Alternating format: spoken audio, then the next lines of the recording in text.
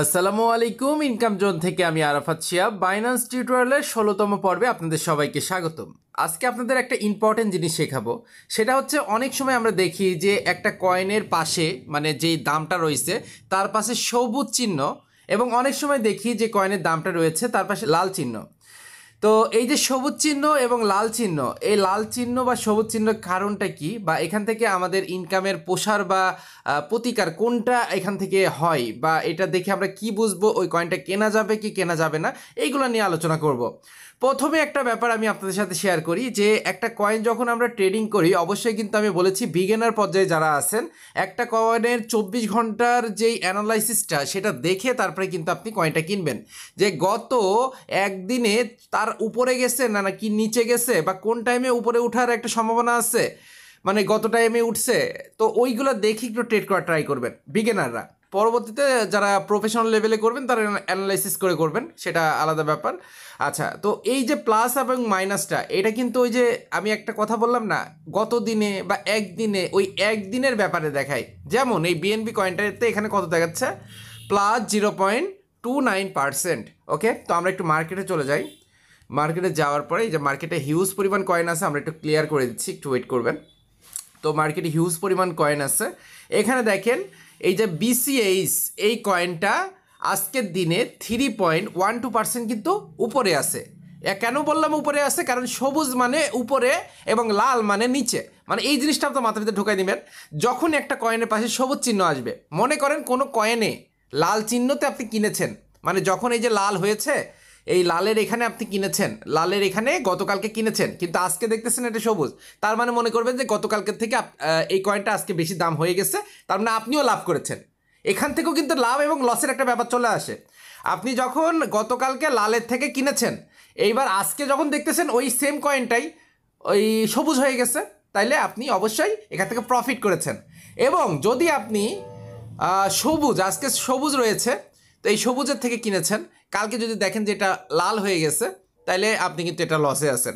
এখন অনেকে বলবেন, ভাই তাহলে কি লাল হইলেই কিনতে হবে আর সবুজ হলে কেনা যাবে না? না ভাই, এরকম কোনো ব্যাপার না। কেন এরকম ব্যাপার না? কারণ আমি বলি আপনাদের, এই যে ধরেন বিসিএইচ, এই কয়েনটা বর্তমানে সবুজে আছে 3.17%, ঠিক আছে? তার মানে এটা কিন্তু গতকাল থেকেও আজকে কিন্তু অনেকটা উপরে উঠছে।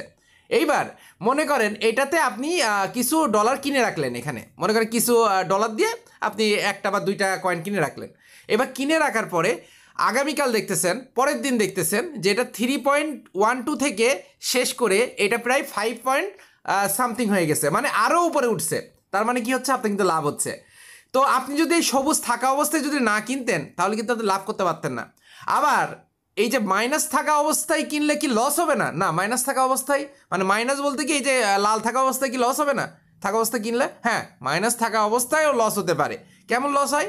তখন এক্সআরপি এখন মাইনাসে আছে, তো আপনি যখন এখান থেকে কিনলেন, কেনার পরে এখন মাইনাসে কত আছে, আজকের দিনে মাইনাসে আছে 0.19%। তো কালকে যদি দেখেন যে এটা 0.29 বা 50%, তাহলে কিন্তু আজকে থেকে কালকে আরও ডাউনে গেল, মানে আরও যে লালের যে পার্সেন্টেজ আছে সেটা কিন্তু আরও ডাউনে গেল। তো ওইভাবে কিন্তু আপনার এই যে কিনলে কিন্তু লস হবে। তো আজকের দিনে এরকম আপনি এই পার্সেন্টেজে কিনছেন, কালকে কিন্তু আর ডাউনে গেছে, তাহলে কিন্তু আপনার লস হচ্ছে। কিন্তু আজকের দিনে আপনি এই পার্সেন্টেজে কিনছেন, কালকে দেখতেছেন এটা সবুজ হয়ে গেছে, প্লাস হয়েছে, তাহলে কিন্তু আপনার লাভ হবে। তো এই ছোট্ট একটা ব্যাপার, এটা অনেকেই বুঝেন না, এই জন্য আমি আজকে ভিডিওটা নিয়ে আসলাম।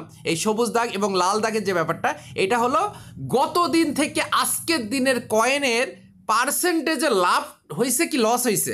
মানে আপনাকে সিম্পল একটা হিসাব দেখায়। মনে করেন প্রতিদিনের সকাল দুপুর 12টার থেকে আপনার একটা হিসাব শুরু হয়। যেমন গতকালকে দুপুর 12টাতে এই যে বিএনবি কয়েনের দাম, আমি সাপোজ বলতেছি, গতকালকে দুপুর 12টাতে এই বিএনবি কয়েনের দাম মনে করেন ছিল $208, ঠিক আছে? তো গতকালকে $208 ছিল, কিন্তু আজকে 12টার সময় এটা হয়ে যাচ্ছে আপনার $210। তাহলে কিন্তু গতকাল থেকে আজকে একটু উপরে উঠছে।